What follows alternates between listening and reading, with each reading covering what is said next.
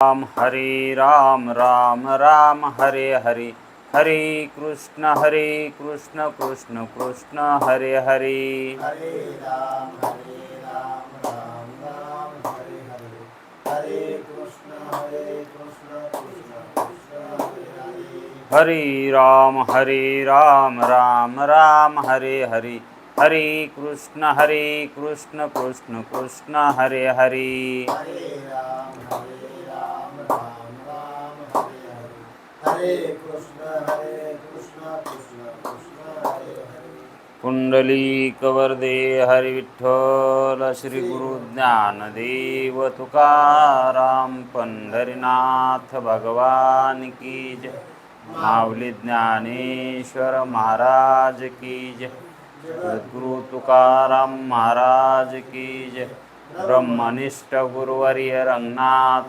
महाराज की जय श्री विनायकं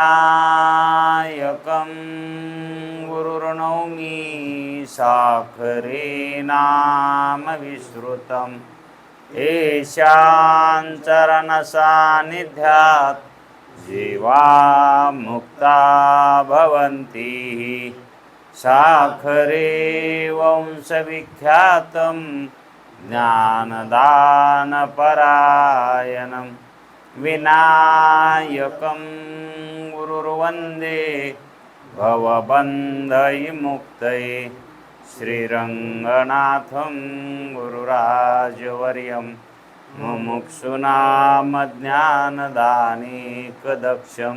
प्रभावती क्षेत्रनिवासिनं नमामि वेदान्तविदां वरिष्ठं पुण्डलीकवरदे हरिविठ्ठल पंढरीनाथ भगवान की जय माऊली ज्ञानेश्वर महाराज की जय जो आनंद सत्य प्रकाश विभो आणि आधार नाम रूपास बुद्धी न जाणे आणि जाणे ही त्यास तो अपार शुद्ध परमात्मा मीच्याशी माझे अपार स्वरूप समुद्रावरती जणू तरंग ब्रह्मा विष्णू महेश गणपती सूर्य चंद्र वरुण यममिरविती देवी कुबेर ही तैसेची जो सर्वज्ञानी दयाघन मुनी हृदयी ज्याचे करीती ध्यान त्याचे बुद्धी उपाधी करुण मिथ्या भान मजची माझी होतसे ज्याच्या अज्ञाने भाषे जगत जसा दोरीवरी सर्प दिसत परी दोही ठाईना सर्प जगत ते स्वतंत्र आणि स्वयं ब्रह्म मीच्याशी पुण्य पुरुषी सदैव निष्काम बोध प्राप्ती कारणे भजावाराम तो मीची आहे आत्माप्त काम तरी नमन कवना करावे म्या जयांचे केली स्मरण सकळ विद्येचे होय अधिकरण तेची वंदू श्रीचरण श्री गुरूंचे ते नमस्कारो न्याता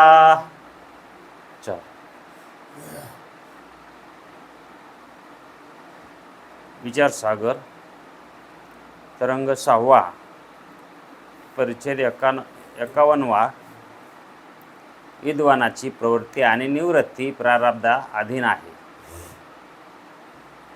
विद्वानाची प्रवृत्ती आणि त्याची निवृत्ती ही प्रारब्धाच्या अधीन आहे. आता या ठिकाणी दोन वर्ग सहजच पडतात. एक विद्वान म्हणजे मुक्त आणि एक बद्ध म्हणजे संसारी. मग इथं म्हणतात विद्वानाची प्रवृत्ती आणि निवृत्ती प्रारब्धाच्या अधीन आहे. मग संसारिकाची म्हणजे बद्धाची त्याची सुद्धा प्रारब्धाच्या अधीनच आहे. फक्त एवढंच आहे प्रवृत्ती आणि निवृत्ती ही प्रारब्धाच्या अधीन आहे हे ज्ञानाला कळतं, पण हे अज्ञानाला कळत नाही. प्रारब्ध पूर्वकर्मावर अवलंबून असतं, पूर्वजन्मीच्या कर्मावर अवलंबून असतं. कारण संचितातलेच काही कर्म या जन्मामध्ये आपणाला ईश्वर देत असतो आणि ते कर्माचा भोग आणि ते कर्म करायला लावतो. त्याच्यामध्ये जीवाची प्रवृत्ती सहजच होते त्या कर्मामध्ये. मग प्रारब्ध म्हणजे अदृष्ट. अदृष्ट हा संसार अदृष्ट रूपच आहे. दृष्ट आहे प्रतीतीला यालाय म्हणून, आणि अदृष्ट केव्हा आहे? प्रतीतीचं ज्ञान झाल्यावर हे मिथ्या आहे. संसार हा मिथ्या आहे. मग ज्या वेळेस संसार मिथ्या होतो त्यावेळेस ते अदृष्ट होतं संसाराचं ज्ञान. त्यावेळेस संसार अदृष्ट वाटतं, त्यावेळेस जगत अदृष्ट वाटतं. आणि जेव्हा ज्ञान नसतं, अज्ञान असतं, त्या भ्रांती ज्ञानानं जगत दृष्ट वाटतं. मग जगत दृष्ट आहे का? हो आहे. मग जगत अदृष्ट आहे का? हो अदृष्टही आहे. मग दृष्ट कोणाला आणि अदृष्ट कोणाला? आहे का नाही? मग ज्याला संसार मिथ्या झाला आहे त्याला जग अदृष्ट आहे, है का नाही? आणि अदृष्ट म्हणजे काय? प्रारब्ध, है का नाही? प्रारब्धानुसार घडणे याला म्हणायचं अदृष्ट. मग हे एवढं जगत जे निर्माण झालं आहे त्याच्या अदृष्टावर म्हणजे पूर्वकर्मावर, है का नाही? ते दृष्ट व्हायले, अज्ञानाला दृष्ट व्हायले, आणि ज्ञानाला त्यानं जाणून घेतल्यामुळे त्याला अदृष्ट, ते अदृष्ट वाटायले, है का नाही? मग अदृष्ट हे अदृष्ट वाटणं योग्य आहे का अदृष्ट हे दृष्ट वाटणं योग्य आहे? है का नाही? मग जरी अदृष्ट अदृष्ट वाटत नसेल, दृष्ट वाटायले, मग ते दृष्ट कसं आहे हे जाणून घेण्याचा प्रयत्न करावा ना. हे कामून दिसायले, याच्यामध्ये आपले प्रयत्न आपण का करायलोत, कर्म का करायलोत, आपणाला भोग का व्हायलेत, कर्माचा भोग का घडायलाय, जन्मन का घडायले, मरण का घडायले, याचा विचार. ज्यावेळेस दृष्टत्वाला आपण आलोत म्हणजे जगतात आलोत, है का नाही? आणि जगत दृष्ट झालंय, देहदृष्ट झालाय, आणि मी आहे असं आपल्याला भान व्हायले. जगतही आहे, मीही आहे, भोगही आहे, कर्मही आहेत, हे सर्व दृष्ट झालंय ना आता. मग हे दृष्ट काय आहे याचा विचार करणं, हे का घडायले असं याचा विचार करणं म्हणजेच परमार्थ करणे आहे. यालाच परमार्थ म्हणतात. मग इथं म्हणतात ज्ञानी पुरुषाला, विद्वान पुरुषाला जे काही त्याचे भोग घडतात हे अदृष्टानुसार घडतात. आता अज्ञानालाही भोग घडतो, त्यालाही अदृष्टाप्रमाणेच होतो, पण त्याला अदृष्ट जाणवत नाही. हे अदृष्टानं व्हायलंय म्हणून, हे आपल्या प्रारब्धानं व्हायलंय, है का नाही? तो त्यालाच दोष देतो की माझ्यामुळंच असं झालं, माझ्यामुळं तसं झालं. त्याच्यामुळंच झालंय, पण ह्या जन्मीतल्यामुळं झालं नाही, पूर्वजन्मीच्या कर्मानं ते झालं आहे, है का नाही? आता एखाद्याला बघा की काही जायदाद नसते, काही नोकरी नसते, पण ह्या जन्मात येऊन त्याला अमाप धन मिळतं, खूप मोठा श्रीमंत होतो. आता त्यानं कधी तसे कर्म केले नाहीत तितके त्याला मिळगतीचे, त्याला कोणची मोठी नोकरी लागली नाही, हा, किंवा तसं काही उत्पन्न बी नाही, तरी पण तो श्रीमंत होतो. का म्हणून? हो, पण इकडं म्हणतो काय नव्हतं हो त्याच्याजवळ. पहिलं त्याच्याजवळ काहीच नव्हतं हो, हा, पण आता बघा ना कसा लखलखाट चालायला त्याचा. कशामुळं लखलखाट आहे? अदृष्ट पहिले कर्म तसे आहेत आणि त्याचा भोग त्याला घडायला. आणि एकाला भरपूर जायदाद, श्रीमंत, 7-7 गडी हाताखाली, पण काही काळातच ते सगळं संपुष्टात येतं आणि तो भीक मागायला लागतो. मग इतका असताना पुन्हा भीक का मागावं लागली? त्याला वाटलं होतं का तसं आपल्याला भीक मागायची पाळी यावी म्हणून? तरी पण आली. मग काय समजायचं तिथं?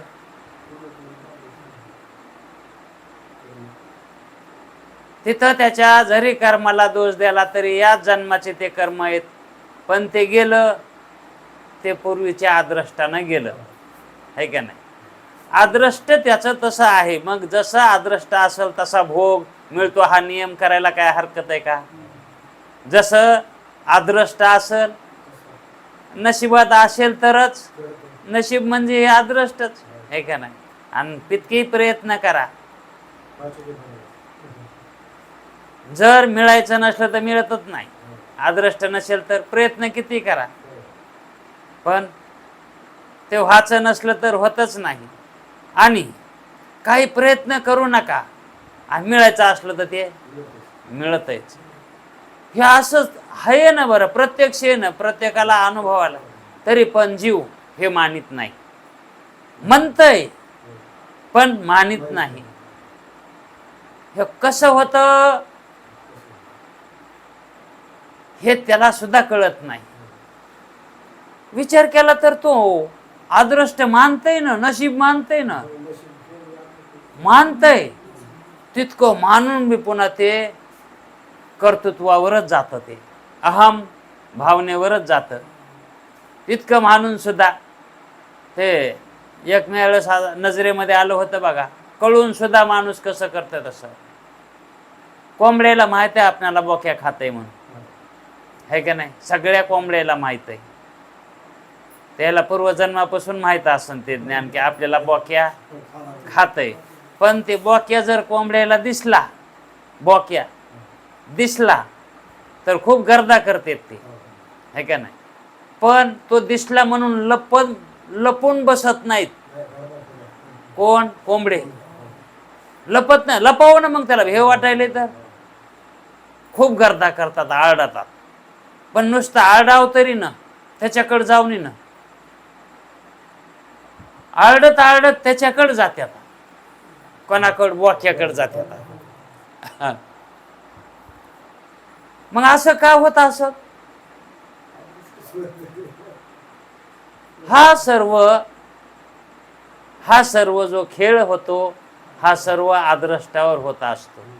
नाहीतर नियमानं विचार करायला गेलं तर त्या कोंबड्यांनी त्या बोक्याकडे जाऊ नये, दूर जावा. पण त्याच्याकडेच का जातात? तसा मनुष्य, त्याला कळत आहे हे सगळं अदृष्टावर आहे, नशिबाचा खेळ आहे, तरी पण तो स्वतःवर कर्तृत्व लावून घेतो. इतकं मी यावर्षी उतार घेणार म्हणजे घेणारच. काय म्हणतो? इतका उतार घेतल्याशिवाय आपण सोडितच नाही. हा, म्हणजे याच्या घरचाच उतार आहे. फल देणारा ईश्वर आहे.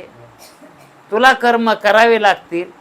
कर्म केल्याच्या नंतर काय फळ द्यायचंय ते ईश्वर जाणे आणि ते फळ जाणे. याच्यामध्ये त्या जीवाचा काही संबंध नाही. पण तो अहंकारानं काय म्हणतो, या वर्षी इतका घातल्याशिवाय उतार राहत नाही. आता नाही आला तर कुठे राहत नाही, तिथंच राहत नाही तर कुठे राहतंय, पण म्हणतंय नुसतं. असं ह्या जगामध्ये असंच चालायले. म्हणून तर ह्या जगताला अदृष्ट म्हणते. हे जगत अदृष्टच आहे. आता आपलं हे श्रवण करणं, वेदांत श्रवण करणं, हे काय आहे का नाही? आता पूर्व कर्माचं फल मिळाले का नाही? ईश्वर द्यायलाय का नाही? हे का नाही? पूर्व कर्माचंच आहे ना हे. पण मी पोतीला जातो, मी पोतीला जातो, तुझ्या पूर्व कर्मानं ते फळ मिळाले. हा, आणि जे पोतीला येतच नाहीत त्यांना हे फळ कुठे मिळाले? कारण पूर्वीचे कर्म तसे नाहीतच. आणि जर असले तरी ते कर्म फळ द्यायला आणखी समोर आले नाहीत. जरी समजा त्यांना नंतर नंतर ते येतील, समजा आज नाही आले तर उद्या येतील. मग उद्या कसे आले? आज नाही आले. हा, उद्या कामून येणार? काल कामून नव्हते आले? आजच कसे आले? हे आज कसे आले नाहीत? काल नाही आले. आणि उद्या जर आले तर त्यांना ते जे पूर्वीचं केलेलं पुण्य आहे ते पुण्य फलद्रूप झालं, भोग देण्यासाठी प्रवृत्त झालं. मग प्रवृत्ती आणि निवृत्ती ही प्रारब्धाच्या अधीनच आहे. ही कशावर आहे? प्रारब्धाच्या अधीन आहे का नाही? मग हे सगळं प्रारब्धाच्या अधीन आहे. सगळं याच्यामध्ये कर्तृत्व भाव जीवानं अजिबात ठेवू नये. जे आपणाला ईश्वरानं सन्मुख फळाचा भोग द्यायला आहे, जे आता आपणाला भोगायचा तो त्यानं भोगत राहावा, है का नाही? मग जे मोक्ष प्राप्त करून घ्यायचा आहे, जो मोक्ष प्राप्त करून घ्यायचा आहे, आता मुक्तता मिळवायची आहे, तर ही मुक्तता प्रारब्धाच्या अधीन आहे का प्रयत्नाच्या अधीन मानायची? मग हा, कारण फल कशाला आहे का नाही? फल प्रयत्नाला आहे. आणि ते फल स्वतंत्र घेता येतंय का? ईश्वर देईल ते देईल, है का नाही? मग तसं फळ मिळण्याजोगा आपल्याला कर्म करावे लागतील, है का नाही?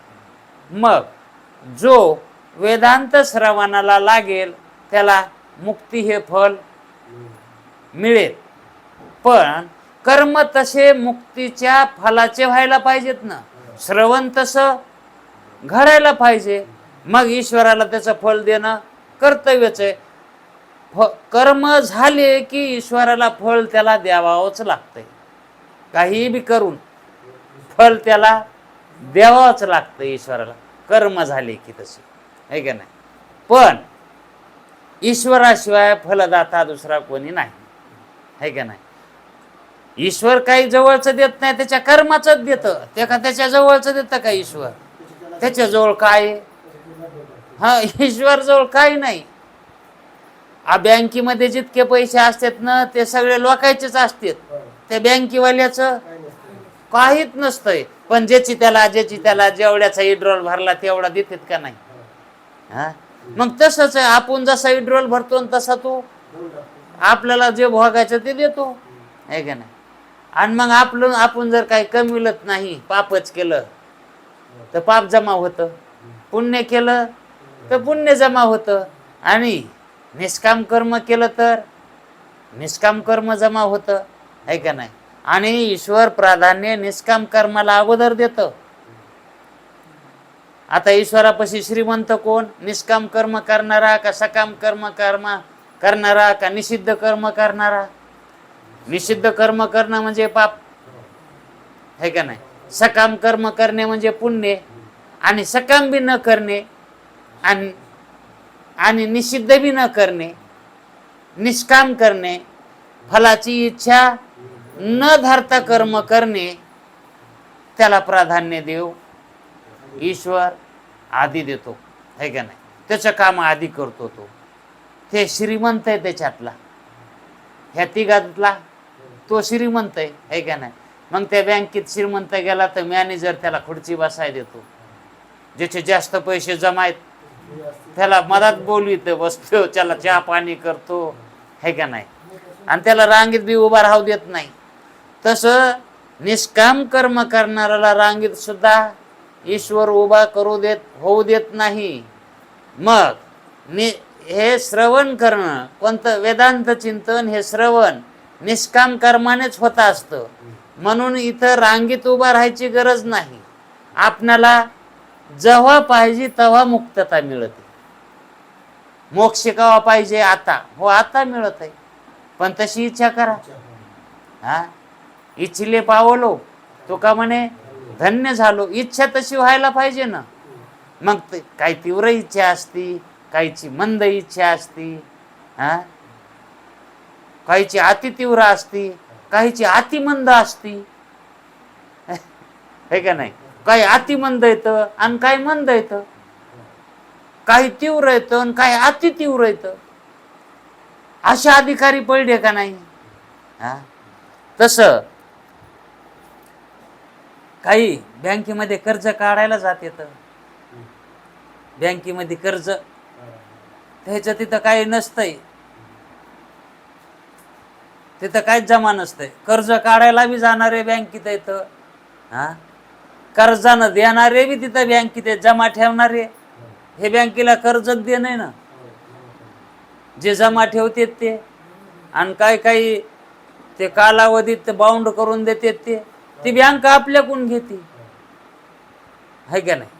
मग तसे काही कर्ज देणारे बी येतं, काही कर्ज घेणारे बी येतं, है का नाही.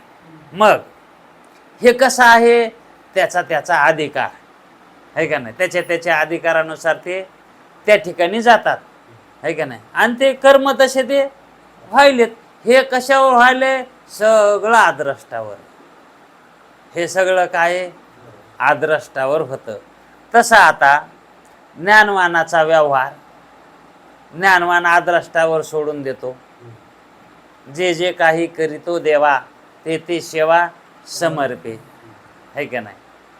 मग तो सर्व ईश्वरावर सोडून देतो, आद्रष्टावर व्हायले म्हणून मानतो, है का नाही. म्हणून इथं शास्त्रकार लिहून देतात, सांगतात की बाबा ज्ञानवानाचा व्यवहार सगळा आद्रष्टानुसारच असतो. पण आपण विचार करायचा, ज्ञानवानाचाच आद्रष्टानुसार असतो का? अज्ञानी जीवाचा सुद्धा तसाच असतो. पण इथं तसं का म्हणायले? तर कारण तो तसा मानतो. ज्ञानी आद्रष्टावर व्यवहार चालतो, कर्म होतात, हे तो मानतो. आणि अज्ञानी जीव मानित नाही. म्हणून इथं म्हणतात ते मानित नाहीत, म्हणून त्यांचा कुठं चालायला आद्रष्टावर. मग मानायलेत का आद्रष्टाव चालतो म्हणून? मग शास्त्र कसं म्हणेल आद्रष्टाव चालतो म्हणून? ज्ञानाला जर विचारलं तुमचा व्यवहार कसा चालतो, ज्ञानी म्हणतो आद्रष्टावर. संसारिकाला विचारलं तुमचा व्यवहार कसा चालतो, मी करतो. कसा चालतो म्हणजे मी करतो तवा होतय. हा, मग त्याचा संसार आद्रष्टावर आहे का? अज्ञानाचा तो तशी भावना नाही ना त्याची. पण शास्त्र दृष्टीनं जर विचार केला आपण, आता ते दोघाकडून मी नाही बोलायचं, आपण तिरायतदार होऊन त्याच मिटवायचं. काय आता दोघाचे व्यवहार आद्रष्टावरच चालायलेत का नाही, है का नाही. फक्त त्याच्यामध्ये संसारिक म्हणतो मी करायलो आणि ज्ञानी म्हणतोय मी करत नाही, है का नाही. माझ्यामुळं होत असन पण मी करत नाही. हे कर्म माझ्यामुळं होत असतील पण मी करत नाही. मजची स्तव झाले परी मी नाही केले, आयशे जेने जाणितले तो सुटला गा. ज्ञानेश्वरीमध्ये माऊली या ओवीनं सिद्धांत सांगून जातात की जो अकर्ता होतो, अकर्ता जो असतो तो मुक्त असतो. जो आद्रष्ट मानतो तो मुक्त असतो, है का नाही. ज्याला जगत आद्रष्ट वाटतं तो मुक्त असतो. ज्याला देह आद्रष्ट वाटायला आहे तो ज्ञानी असतो, है का नाही. म्हणून हा देह आद्रष्ट अंतकरण हे अदृष्ट वाटावं, है की नाही? देह अदृष्ट ह्या साखळीतला आहे तोही, है की नाही? मग आता हे देह आपण घेतलाय का आपल्याला दिलाय? देह आपण घेतलाय का देवानं दिलाय? देह दिला भजना गोमाटा, हा, पण इथं आल्यावर फाटा मारला त्यानं. इथं आल्यावर जीवानं, हो, आता दिलाय तो भजना गोमाटा दिलाय, है का नाही? पण इथं वासनेनं फाटा मारला, लागला संसारच करायला, है का नाही? मग मी कोण हे जाणून घ्यायलाय का? आणि देह दिलाय ते मी कोण आहे हे जाणण्यासाठी, है का नाही? मग देह सुद्धा काय आहे? अदृष्टच आहे. दिलंय त्या अर्थी अदृष्ट आहे, है का नाही? आपल्याला घेता येतंय का? मग घेता येतंय असं जर आपण मानलं, नाही नाही मला पुढचा जन्म बी माणसाचाच घ्यायचा आहे, हा, आणि असं गरिबीतलं न ग बाबा, नाही 4-2 गडी तरी असावेत, दासी हाताखाली असाव्यात, जगामध्ये मान सन्मान असावा, असा मला जन्म पाहिजे. ते तुझ्या हातात आहे का? हा, हे आपल्या हातात नाही, ते ईश्वराच्या हातात आहे. म्हणून फलदाता ईश्वर आहे. आणि तसा हातात जर असला असतं तर परमार्थ करायची काय गरज होती मग? हा, आपल्या मनावर आहे का ते? नाही, फलदाता दुसरा मानावा लागतो. म्हणून आदर्ष्टानुसार ज्ञानाचा व्यवहार चालतो. म्हणून प्रवृत्ती आणि निवृत्ती, काही करणं काही न करणं हे आदर्ष्टावरच आहे, है का नाही? काही न करणं आणि करणं हे आदर्ष्टानुसार आहे. आता उदाहरण घ्या, काही न करणं आणि करणं. आता हे इथं 4 दिवसापासून आलेत, है का नाही? आणि दुसरे बी पाहुणे आलेत दुसऱ्या घरी, पण आता यायलाच इकडं कसं काय येणं घडलं यांचं? याच्या आधी का आले नव्हते का? तवा नाही जमलं, ह्या बारीनच प्रसाद का मिळायला? आदृष्ट, है का नाही? आणि दुसऱ्या घरी बी आलेत पाहुणे, पण ते नाही आले, हा, त्यांचं आदृष्टच नाही तसं, है का नाही? म्हणजेच हे सर्व कशावर व्हायले? आदृष्टावरच व्हायले. जर समजा आता यायला दुसराच एखादा ओळखीचा पाहुणा तिथं आला, हा, यायला भेटायला आला, आता तिथं जर आला तर हे तिथं येत का? आता ते हे इथं येतं, आणि आदृष्ट त्याला इकडं आणू द्यायना, त्याला त्या आलेल्या पाहुण्याला इकडं आणू येऊ द्यायना ना. ते अदृष्ट नाही म्हणते, आता पोती मोळड्यावरच बोलू म्हणते अदृष्ट.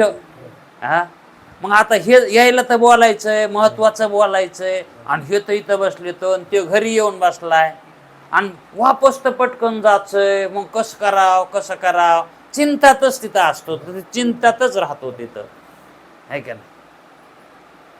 मग त्याचं इकडे येणं घडाना हे त्याचं अदृष्ट.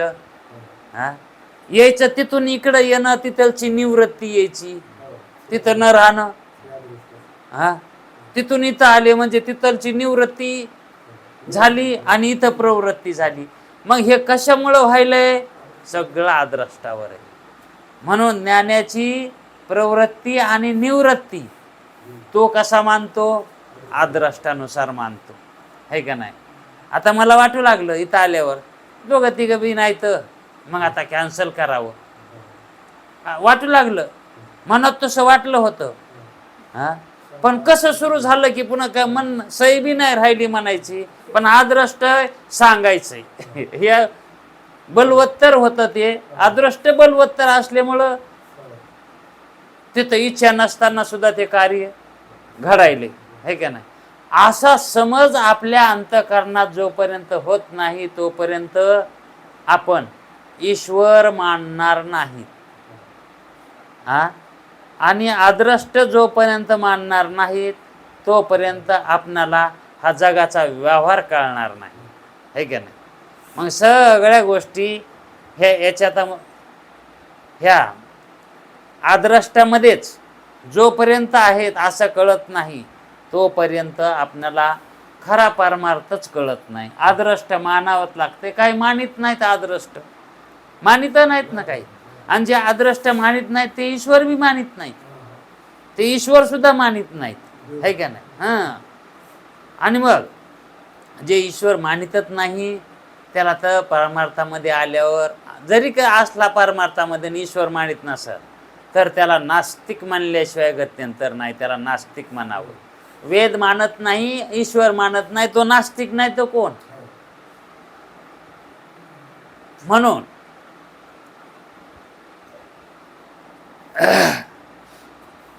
ज्ञानाचा जो व्यवहार,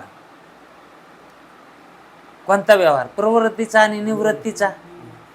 हे जे व्यवहार व्हायले तर करणं न करणं, घडणं न घडणं, मिळणं न मिळणं, हे सगळं प्रारब्धावर असतं, है का नाही? मग प्रारब्धानं जर हे होत असेल तर काही एखादी लुस्कान झाली तर तिथं दुःख करण्यात काय अर्थ आहे का हो? हा, आता लेकीचं लग्न केलं, नवऱ्याच्या इथं नांदायला पाठविलं आणि ती जाताना रडायचं. आता तिचा आदरष्ट आहे तिथं जाऊन राहायचं नवऱ्याच्या इथं, आणि ती जाताना आपण रडायचं. म्हणजे आता काय ते? आता तिचं आदरष्ट कसं आहे तिथं, तिचं बदललं ना, आदरष्ट गेलं ना तिकडं. हा, मग आता त्या आदरष्टानुसार तर ते होणारच आहे ना. मग किती रड तरी तिला इथं राहता येत आहे का? मग रडणं हे कसं आहे? कामून रडत येतं, याला कारण काय? मग हा, त्याचं रडणं हे त्याचं आदरष्ट का? मग हा, ते आज्ञा नाही, है का नाही? आदरष्ट कळालं नाही, हा, आदरष्ट कळाना म्हणून आज्ञा नाही, आणि अज्ञानामध्ये विपरीत भावना निर्माण झाली आणि माझी लेक माझ्यापासून दूर चालली म्हणून ती दुःख करायला लागली. पण ती तिची लेक आहे का तिच्या आदराष्टात तिची लेक आहे? ती तिची लेक आहे का तिच्या आदराष्टानं तिची लेक आहे? ती आदराष्टा नाही ती, है का नाही? उद्या ती दुसऱ्याची लेक होईल, हा, किंवा दुसऱ्याची माय बी होईल. एका जन्मापुरतच ती तुझी लेक झाली आणि ती जाताना तुला रडू यायले, हे जाणून घे ना, हे एका जन्मापुरतं आहे म्हणून. हा, एका झाडावर जर 4 पक्षी येऊन बसले, त्यांची मैत्री झाली, 4 पक्षी बसले आणि त्याची मैत्री झाली, तर पुन्हा एखादं उडून गेलं तर दुसरा पक्षी रडत का? हा, आता हे सगळं उडायतलेत ना सगळे. हा, यायले तर ह्या झाडावर संसार वृक्षावर बसायले तर, आणि काही उडून चालले तर, हा, आणि काही तिथंच राहिले तर, काही यायले तर. ह्या 3 गोष्टी घडलेत का नाही? काही यायलेत, काही चाललेत, आणि काही तिथंच बसलेले तर. तिथं बसलेले तर का तिथंच बसणार आहेत का? ते बी उडणारच आहेत ना. हा, मग दुसरे उडून गेले म्हणून तिथं बसणार आहे ना रडाव का? हा, अहो जात्यात गेलेला दाना रगडताना केवढ्याना आवाज तो किती रडत होतो. जात वाजत आहे ना, कळ्यानं वाजत आहे ते जात. ते रगडताना हा, ते जात नाही वाजत, ते दाणे रडत येत. ते दाणे रडत येत. हा, ते हा, आणि मग ते रडायलेले सुपातले हसत येत. हा, कसं व्हायलंय तिथं आता गेल्यावर? सुपातले हसत येत बर का. हा, हा, अशा टुण उड्या मारतात ते सुपातले. हा, आनंदात उड्या मारतात. पण त्याला कळत नाही आपल्याला एक दिवशी ती सासू हा मुठीत धरून मला टाकणारच आहे, याचा आज्ञा नाही म्हणून ते हसत येत, है का नाही? आता ही लेख गेली म्हणून राहिली, हिला आणखी पुन्हा कोणास तरी लेख व्हायचंय, हिला बी जायचंयत ना. हा, त्या झाडावर जे बसलेले तर त्याला बी उडून जायचंयच. हा, त्या झाडावर बसायलाच आलेत का तिथं ते आहे का नाही. आता सगळ्याचं कसं आहे ते अदृष्ट आहे का नाही, येणं जाणं, जरसक राहणं, पुन्हा अजूक जाणं, सगळ्याचं असंच आहे ना. आता या बुद्धीनं जर संसारात राहिलं तर दुःख होईन का? हा, पण ही बुद्धी गेली ना, ही बुद्धीच राहिली नाही. हा, आता ही बुद्धी का म्हणून गेली? संसाराला सत्य म्हणलं, देहाला सत्य मानलं, आसक्त झाला देहावरच, ममत्व देहाच्या ठिकाणी ठेवलं, गेलं अज्ञान बोंबलत. ज्ञान का राहिलं का? ज्ञान गेलं ते, आणि आलं अज्ञान. आणि अज्ञानामध्ये मग असं विपरीत ज्ञान घडत आहे, आपलं नसून आपलं मानतय. हा, आपलं नसून आपलं मानतय, है का नाही, आणि आपलं असून ते दुसऱ्याचं मानतय. हे विपरीत ज्ञान घडत आहे. आता आपला आत्मा आहे का नाही, पण तो मानित नाही. हा, मानित नाही. आणि हे दुसऱ्याचा देह आहे, देह काळाचा, धन कुबीराचं, आणि तिथं ते म्हणतंय महोय महोय. पण तिकडं संत म्हणते तिथे मनुष्याचं काय आहे, पण उगच मालकी गाजवित आहे ते. हे अज्ञानामुळं मालकी गाजवित आहे का नाही, येडेपणामुळं. मग परमार्थ करणे म्हणजे हे येडेपणा घालवी नाही का नाही. हा, का मग कर्म उपासना करीतच बसायचं, त्यानं येडेपणा जातो का वाढतो? मग कर्म उपासनेचा अधिकारी कोण आणि कर्म उपासनेचे अधिकारी कोण नाहीत? कोणी कर्म उपासना करावी, कोणी करू नये, हे शास्त्र इतकं समजून सांगत आहे. जर शास्त्राची संगत केली तर कळत आहे. ते समजून सांगत आहे शास्त्र, कळवून बी देत आहे, पण संगत करावी लागते, है का नाही. संगतीत आल्याशिवाय कळत नाही, है का नाही. म्हणून काय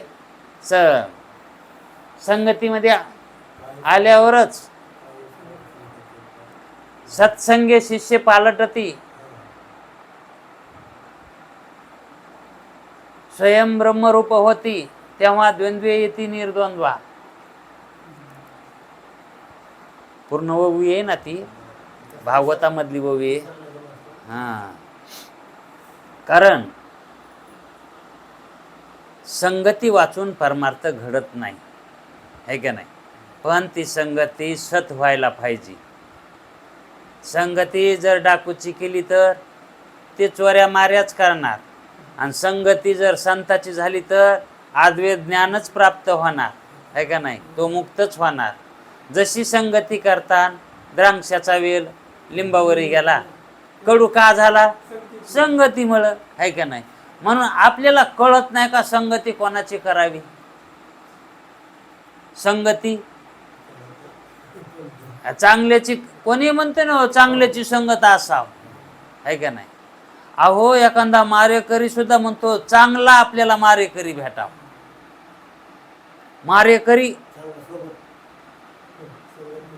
मारेकरी असतो ना, म्हणजे वाट मार्या, त्या वाट मार्याला सुद्धा वाटतं आपल्याला मारायला चांगला यावा.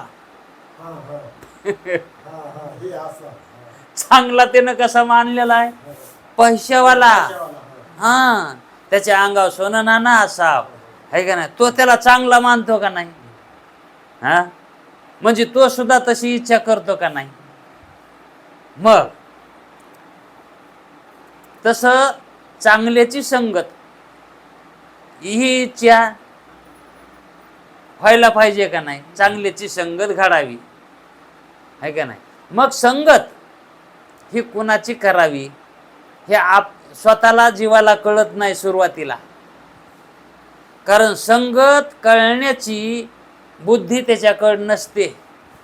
संगत कोणाची करावी आधी त्याच्याकडे बुद्धीच नसते, कारण त्याला सत आणि असताचा त्याच्या ठिकाणी विवेक नसतो. खरं काय खोटं काय हे त्याला अज्ञान असल्यामुळे त्याला कळत नाही ना. मग संगती कोणाची करावी म्हणून, है का नाही.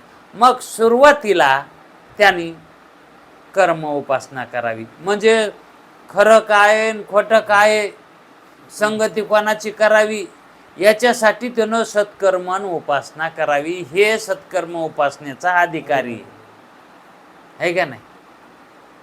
हे इतक्या बुडातला त्याला सांगितल्यात सत्कर्म कर, उपासना कर.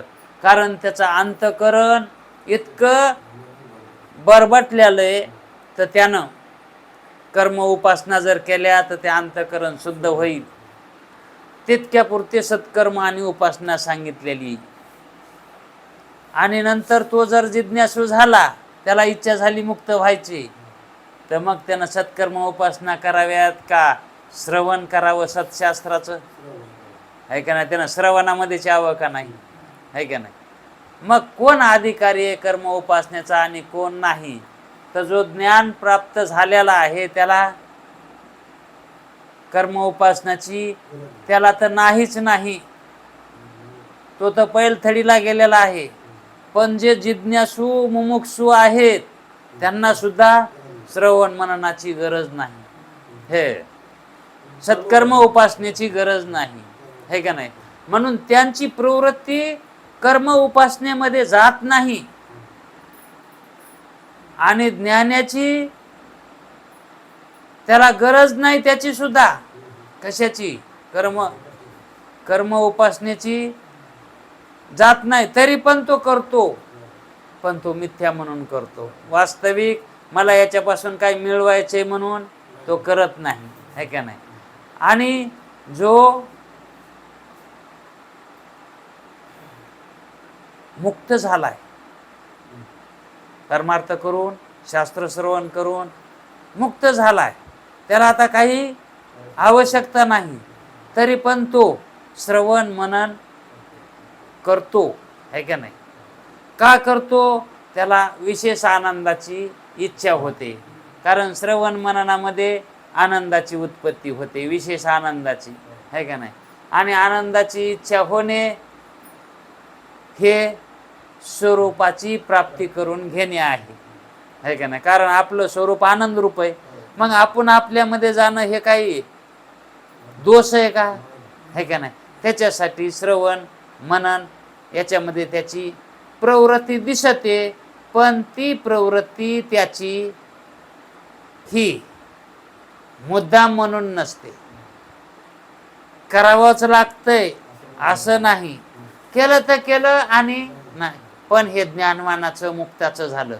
पण जो जिज्ञासू आहे, भक्त आहे, त्याला मात्र संसार बी कोणाला खरा वाटतो आणि परमार्थही खरा वाटतो. अशाला मग श्रवण आणि मनन हेच करा म्हणून सांगतात. कारण ते पण कसे आहेत, जिज्ञासू, त्यांनाही मुक्त व्हायचंच आहे, है का नाही. त्याला बी इच्छा मुक्त व्हायची झाली म्हणून त्यांनी कशाला जावं, शरण शास्त्राला शरण जावं. म्हणून श्रवण मनन त्यांनी करावं. पण कर्म उपासनेच्या नादी त्यांनी लागू नये. फक्त कर्म उपासनेचा अधिकारी अतिमंद, ज्याला नेहरीला काय खाल्लं होतं हे दुपारच्याला सुद्धा कळून, दुपारी जेवताना नेहरीला काय खाल्लं होतं याची सुद्धा भान राहू नये, त्याला सत्कर्म उपासना सांगितल्या, है का नाही. मग विद्वानाची कोणत्याही कार्यात प्रवृत्ती आणि निवृत्ती केवळ प्रारब्धाच्या अधीन आहे, कोणाची, ज्ञानाची. आणि मग प्रारब्ध प्रत्येकाचे वेगवेगळे. प्रारब्ध सगळ्याचे सारखं आहे का, सगळ्याला वेगवेगळे मिळतं का नाही. एकाला 2 एकर असतं, एकाला 10 एकर. सगळ्याचे प्रारब्ध, सगळ्याचे कर्म अलग अलग आहेत, एक कर्म नाही ना. म्हणून सगळ्याला देह सुद्धा वेगवेगळे मिळाले तर, है का नाही.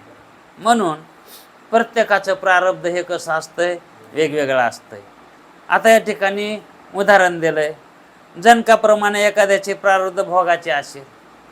जनक राजा होता ते, पण त्याला ज्ञान झालं. जनक राजाला तो विधेय मुक्त होता, विधेय मुक्त झाला राजा असून. म्हणजे किती भोग होते त्याला भोगायला. तितके भोगून तो काय झाला, मुक्त झाला आणि पुन्हा राजा होता, आहे का नाही. आता त्याचं प्रारब्ध कसं आहे, राजशाही सगळं प्रारब्ध, आहे का नाही. आणि एखाद्याचे सुखदेवाप्रमाणे वामनाप्रमाणे कसं वैरागी. हा, सुखदेव काहीच नाही, अंगावर कपडा सुद्धा नाही, पण ज्ञानी. हा, हो, तर मग ज्ञान म्हणायला वैराग्यवानच लागतो का धनवानच लागतो.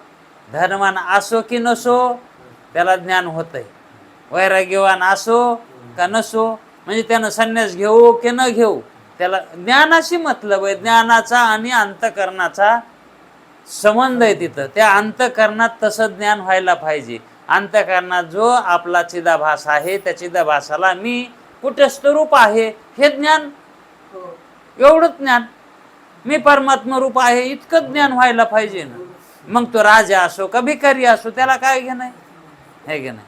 मग एखाद्याचे सुख वामदेवाप्रमाणे त्यागाचे असेल त्याने त्याग केलाय, आहे का नाही, सुखाचार्यानं वामदेवानी.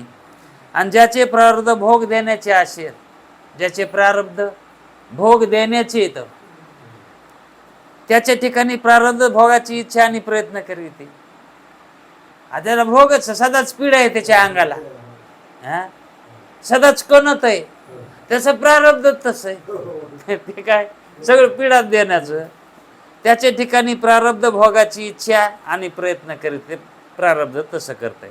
कारण दुसरे त्याच्याकडून ते कर्म झालेलेच नाहीत, सुख देण्याचे कर्म नाही, म्हणून त्याच्या ठिकाणी इच्छा व प्रयत्न घडत नाही. म्हणून तो इच्छा त्याला होत नाही आणि इच्छा नाही झाली म्हणून प्रयत्न बी घडत नाहीत, आहे का नाही. का म्हणून तर तसा त्याच्या अगोदर तशी मायापुंजीत नाही त्याच्याजवळ, कर्मत नाहीत ना तशी. आता कोणाला इच्छा सुद्धा होत नाही ना पोतीला यावी म्हणून, इच्छा बी होत नाही ना पोतीला जा. का म्हणून होत नाही इच्छा, पूर्व पुण्यत नाही तसं, कशी इच्छा होईल. आणि मग इच्छा झाली तर या ठिकाणी प्रवृत्ती होती त्याची, इच्छा झाली तर प्रवृत्ती होती ऐकायची. म्हणून इकडे येण्याची त्याचे प्रारब्ध भोगाविषयी उदासीन असते. आता ज्याची इकडे इच्छा होती त्याच्या कर्माविषयी तिकडच्या तिकडच्या फळाविषयी उदासीन होतंय, नग वाटतंय. ते संसार दुःखामुळं ज्याला वाटायला त्याची श्रवणामध्ये प्रवृत्ती होते, हे का नाही. ज्याला संसार अनित्य वाटायला आहे का नाही, संसारामध्ये उदासीनता जर येत असेल त्याला, म्हणजेच प्रारब्ध त्याचं उदासीन जर असेल तर, त्याचं प्रारब्ध भोग देण्याविषयी उदासीन असेल तर तिकडचा भोग, संसारातला भोग त्याला मिळाना, म्हणजेच प्रारब्ध उदासीन झालं, त्याला संसारातला भोग देना, संसारातलंच त्याला फळ मिळाना काही. आणि मग तिकडचं प्रारब्ध जर उदासीन झालं तर मग त्याची प्रवृत्ती श्रवणामध्ये, तो श्रवणाला काय येतो, कारण तिकडं त्याचं प्रारब्ध उदासीन झालंय. प्रारब्ध त्याला संसाराचा भोग दे नाही, तसं कर्मत नाही शिल्लक राहिले, मग त्याची प्रवृत्ती आपोआप इकडं होईल का नाही, आपोआपच इकडे येणार ना ते. मग ज्याच्या ठिकाणी प्रारब्धच भोगाची इच्छा आणि प्रयत्न करविते त्याच्या ठिकाणी, आणि जर समजा त्याच्या ठिकाणी तसं प्रारब्ध नसेल, त्याच्या ठिकाणी इच्छा व प्रयत्न घडत नाही. प्रारब्ध जर नसेल तर समजा संसारातच रममान व्हायला, त्याचं प्रारब्धच नाही पोतीला याचं, आहे का नाही, आणि इच्छा घडत नाही. मग ज्याचे प्रारब्ध भोगाविषयी, ज्याचं प्रारब्ध भोगाविषयी उदासीन असतंय, उदासीन म्हणजे भोग त्याला भोगू वाटत नाहीत, जरी असले तरी भोग वाटत नाहीत. आता जनक राजा होता आणि सगळे भोग म्हणून ते भोगायला त्याला जवळ होते, पण त्या भोगाविषयी उदासीनत्व आहे त्याचं. म्हणजे प्रारब्ध उदासीन आहे असून, आता समजा साखर कारखाना आहे एखाद्याचा, पण साखर खाची नाही, हा प्रारब्ध उदासीन. तस मग ते काय, नुसती काळीपतीच्या प्रवृत्तीमध्ये नुसती काळीपती प्याची, मग त्याच्यात प्रवृत्ती त्याची. साखर अजिबातच जमत नाही. ज्याचे प्रारब्ध भोगाविषयी उदासीन असते त्यास जीवनमुक्तीच्या आनंदाची इच्छा होते, त्याला जीवनमुक्तीच्या आनंदाची इच्छा. तसं उदासीन व्हायला पाहिजे संसाराविषयी. म्हणून तर म्हणले साधक कसा असावा, साधकाची दशा, साधकाची दशा कशी असायला पाहिजे, उदास असावी आणि उपाधी नसावी अंतर्बाह्य. म्हणजे मनातून त्याला संसाराचा तिटकारा यावा. उपाधी नसावी अंतर बाह्य, बाहेर गुण वाटून मधातून बी वाटून, आतून बाहेरून निर्मळ.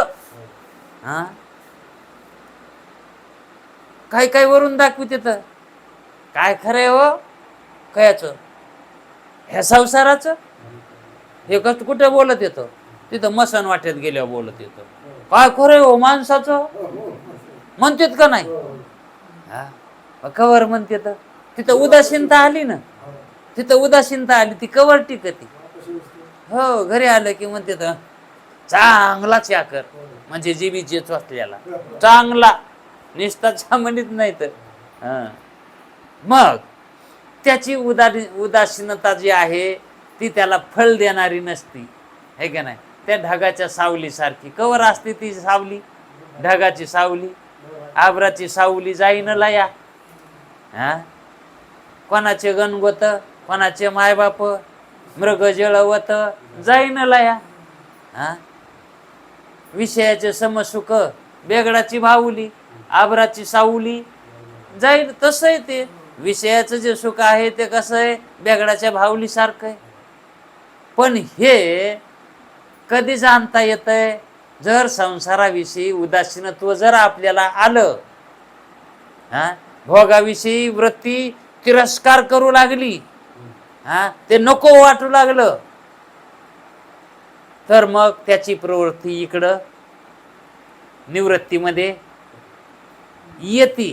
म्हणजेच तो परमार्थ खरा श्रवणाला लागतो. मग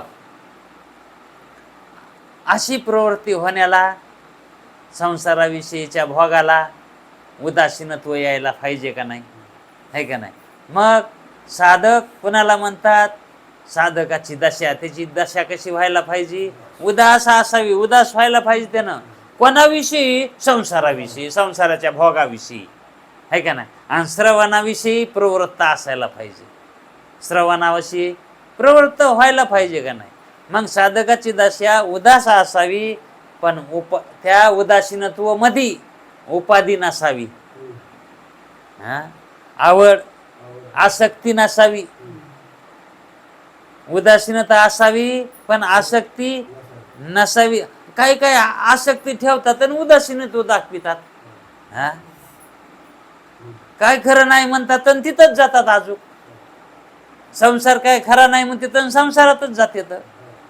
हा मग त्याला काय म्हणतात, ते उपाधिवान येत. आणि उपाधीत असताना ते वैराग्य दाखवायला येतं, उदासीनत्व दाखवायला येतं. हा ते उदासीनत्व कुठं दाखवायला येत, उपाधी सोडून का उपाधीला धरून. हा उपाधीला धरून, उपाधी सोडू वाटाना. हो जागृती तर सोडू वाटाना, झोप तर यावी. आता कसं घडन तसं, जागे पण सोडू वाटाना. हा का म्हणून झोपलं तर सगळं हे दिसत नाही. हा आणि झोप तर वाटायले, असं कसं घडन. मग ह्या संसाराविषयी उदासीनत्व यावंच लागतं, तेव्हाच शास्त्रामध्ये प्रवृत्ती घडत असते. म्हणून जो वारंवार वेदार्थाचे चिंतन करतो, वारंवार वेदार्थाचं चिंतन करतो, कोण, जो उदासीनत्व ज्याला येतं का, तो वारंवार कशात प्रवृत्त होतो, मग ह्या चिंतनामध्ये. पण उपासना करीत नाही ते, उपासनेच्या माग लागत नाही. कारण अंतःकरणाच्या निश्चलतेने ब्रह्मानंदाचे भान होत नाही. अंतःकरणाचा निश्चल केल्यामुळं, अंतःकरण निर्मळ केल्यामुळं, त्याच्यामुळं काय ब्रह्मानंद होत नाही. मग ब्रह्मानंद कधी प्रगट होतो? ब्रह्मानंद कधी मिळतो? ते भान ब्रह्मकार वृत्तीनेच होते. वृत्ती तशी व्हायला पाहिजे, आणि तशी वृत्ती श्रवणानच होते, उपासनेनं होत नाही, हे का नाही? म्हणून ती ब्रह्मकार वृत्ती चिंतनानेच घडत असते, उपासनेने नाही. विद्वानाच्या अंतःकरणाची चंचलता ही, विद्वानाच्या अंतःकरणाची जी चंचलता आपल्याला दिसती, वेदांत चिंतनानेच निवृत्त होते. जरी त्याच्या ठिकाणी चंचलता येत असेल तर वेदांत चिंतनानेच तो काय करतो? निवृत्त करतो ती चंचलता, आहे का नाही? म्हणून विद्वान उपासनेमध्ये प्रवृत्त होत नाही, पण तो उपासना कोणती करीत नाही. वृत्ती जरी त्याची चंचल झाली तर उपासना करीत नाही विद्वान. तो काय करतो? चिंतनच करतो, उपासना करीत नाही. अशा रीतीने ज्याला दृढ ब्रह्म आत्मबोध झाला आहे, दृढ आत्मबोध झाला आहे, त्याची कर्म उपासनेमध्ये प्रवृत्ती घडत नाही. आता तो कशाला कर्म उपासना करील? सत्यनारायण अभिषेक कशाला करीन ते? ज्याला ही ब्रह्मरसाची गोडी चाखायला मिळाली, आणि ते मिठाचं पाणी कशाला पिईन? ते ज्याला अमृताची गोडी चाखायला मिळाली, तो काजी म्हणजे ज्याला ब्रह्मरसाची गोडी प्राप्त झाली, ब्रह्मरस प्राप्त, अमृत मिळालंय, तो दारू कशाला पिईन? काजी म्हणजे दारू. तो दारू कशाला पिईन? ज्याला ब्रह्मरस प्यायला मिळालाय तो. मग तसा ज्ञानी हा ब्रह्मरसाच्या डोहामध्ये पोहत असताना तो कशाला गढूळ पाण्यामध्ये जाईल? डबक्यामध्ये कशाला पवनते? तसं तो कर्म उपासना करणार नाही. जरी केल्या वृत्ती चंचल झाली तरी तो काय करतो? चिंतनालाच महत्व देतो, म्हणजे श्रवण मननच करतो तो. असं या ठिकाणी